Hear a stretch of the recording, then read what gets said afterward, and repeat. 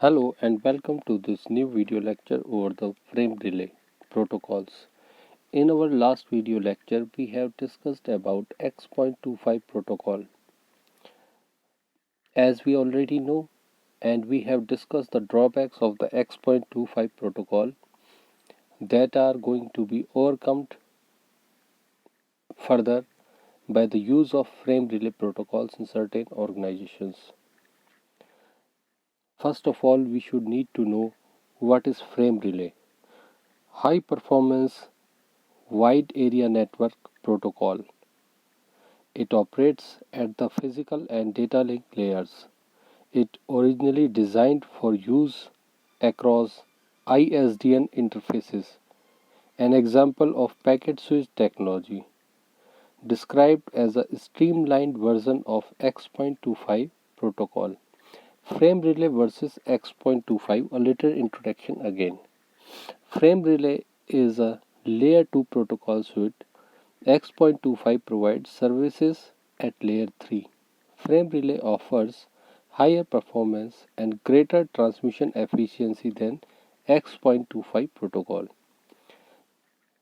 Then we have the frame relay architecture. It is clear by the diagram that it provides permanent circuit and switched virtual circuit architectures. Frame relay devices. The data terminal equipment DTE devices, data circuit terminating equipment DCE devices. Examples: terminals, personal computers, routers and bridges. Frame relay virtual circuits. It provides connection oriented data link layer communication. It is a logical connection between two data terminal equipment across a frame relay packet switch network. It provides a bidirectional communication path from one DTE device to another. Frame relay virtual circuits. Switched circuit virtual circuits SVCS. Temporary connection requires data transfer between DTE devices across the frame relay network in following steps. First, call setup. Second, data transfer. Third, idle. Fourth, call termination. Permanent virtual circuit PVCS. They are used for frequent and consistent data transfers between DTE devices across the frame relay network. They have data transfer and idly.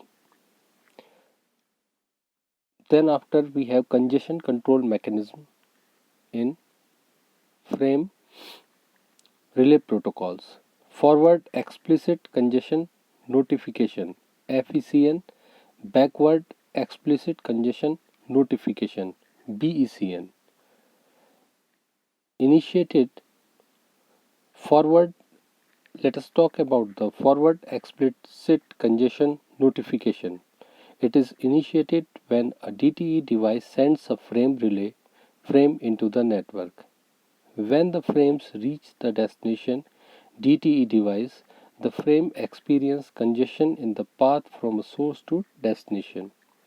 If flow control may be initiated or the indication may be ignored,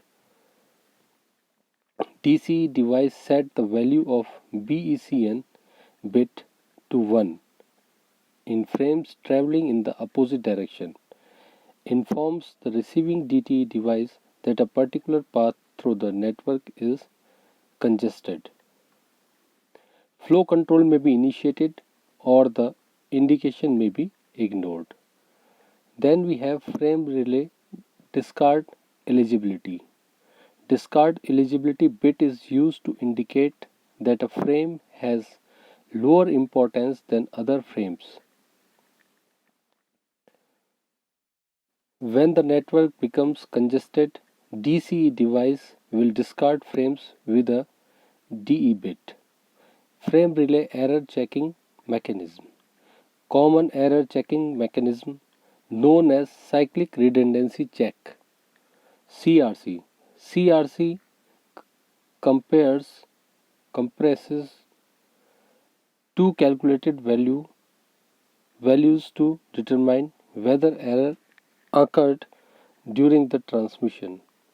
It consists of a number of DTE devices connected to remote ports on a multiplexer equipment via traditional point-to-point services. In that manner, frame relay network implementation has done. Public carrier provided networks. Frame relay switching equipment is located in the central office of a telecommunication carrier. The DCE equipment also is owned by the telecommunication provider. The majority of today's frame relay networks are public carrier provided networks. Private enterprise networks, the administration and the maintenance of the network are the responsibilities of the enterprise. All the equipment, including the switching equipment, is owned by the customer. Here we can see our frame relay frames. Frame relay frames. A little description about that also. Flags indicate the beginning and the end of the frame. Three primary components make up the relay frame: the header and the address area, the user data portion, the frame check sequence FCS. The address area 2 bytes. 10 bits represents the actual circuit identifier, 6 bits of the field related to the congestion management. Standard frame relay frame LMI frame format. Then we have flags. Delimits the beginning and the end of the frame. The value of this field is always the same, 7E in hexa. Addresses contains this information like DLCI. The 10-bit DLCI is the essence of the frame relay header. Values have local significance only. The devices at opposite ends can use different DLCI values for the same virtual connection. Extended addresses EA used to indicate whether the byte in which the EA value is 1 is the last addressing field. The 8th bit of each byte in the address field is used to indicate the EA. Addresses. Congestion control consists of 3 bits: FECN, BECN and DE bits. Data. Services to transport the higher layer protocol packet PDU through a frame relay network. Frame check sequence ensures the integrity of transmitted data. In that manner, we have seen the basic frame relay frame structure also.